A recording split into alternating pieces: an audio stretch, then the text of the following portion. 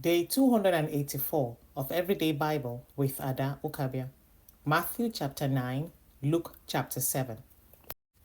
If you read verse 13 in the book of Matthew, we will read today, you're going to say Jesus, they respond to the Pharisees when they criticize them for dining with tax collectors and sinners, as if they themselves do not be sinners.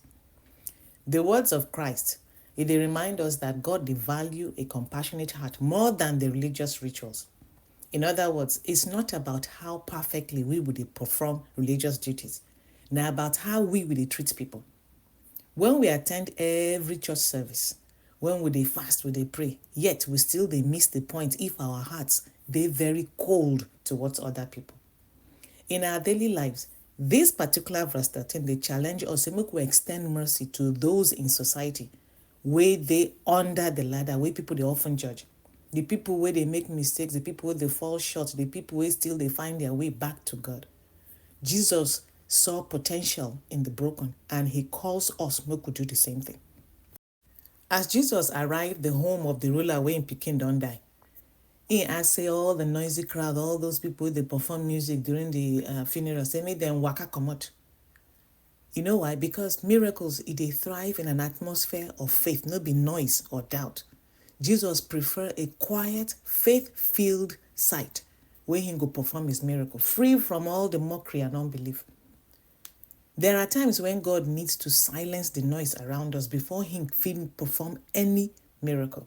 Sometimes we must step away from the chaos, the negativity, the opinions, the pressure, and create a quiet space where faith can breathe. God, they often work in stillness, not in a crowd way full of confusion. When I read about those two blind men who follow Jesus and they ask and say, make him have mercy on them, I kind of wonder, how them take see Jesus? How them take no? Well, now them follow the sound of Jesus' voice and the reputation of his work, because people, they talk about him, and that's faith in action. Faith no need to see clearly. Faith, they often move forward based on waiting in hear and waiting in believe. No be every time now in faith they see clearly. Sometimes faith they move forward based on waiting in hear and believe. There will be times in our own journey when we know they see waiting they ahead of us, when the future will be like say they're uncertain. But like those blind men, we can still follow Jesus by trusting his voice, by remembering what he has done before, and by walking in obedience even when our sight is limited. Ask the Lord of the harvest, therefore, to send out workers into his harvest field. After healing, teaching, and showing compassion, Jesus looked around and he see how vast the need was. People they hurt, people they lost, and people they search for truth. That one breaking heart, no be small. So this verse they call every believer, say there is still a harvest today. The world is full of people in need of hope, in need of kindness, in need of guidance. Jesus, they invite all of us not be just to go and pray for workers, but to become one of them. Whether you be teacher, student, parent, neighbor, your life is a field where God can work through you. In the second book we will read today, I like verse 22, where Jesus, they ask those people who come from John the Baptist, they ask questions, say, why not him, I be no be him. Every single act Jesus mentioned, say, me then go back, go tell John, now proof of purpose. Jesus was not just performing miracles, he was restoring what was broken. Him, they heal those who they don't reject, and they bring hope where life had lost its meaning. And that was exactly the mission where Jesus got on earth. He was all about making things whole again. When you forgive somebody where don't hurt you, or when you give to somebody where you know say no go repay you, or when you speak hope into a friend where they'll be like saying that depression want to kill him, you they reflect the same heart of Jesus that healed and restored. Then Jesus can say something very interesting in verse 28 of that second book.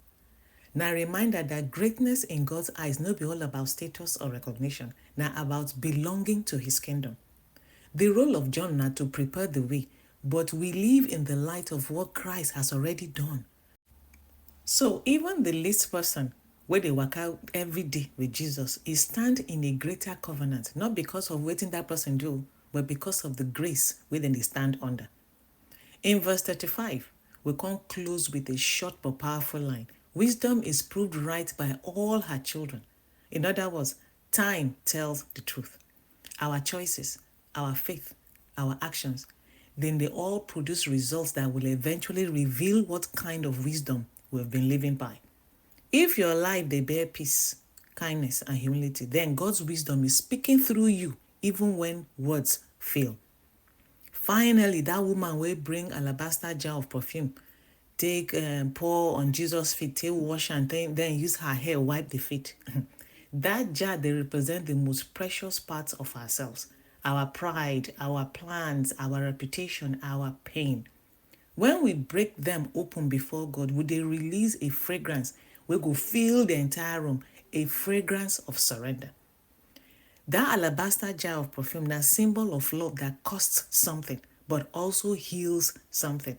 So whatever we pour out to God, it is never a waste.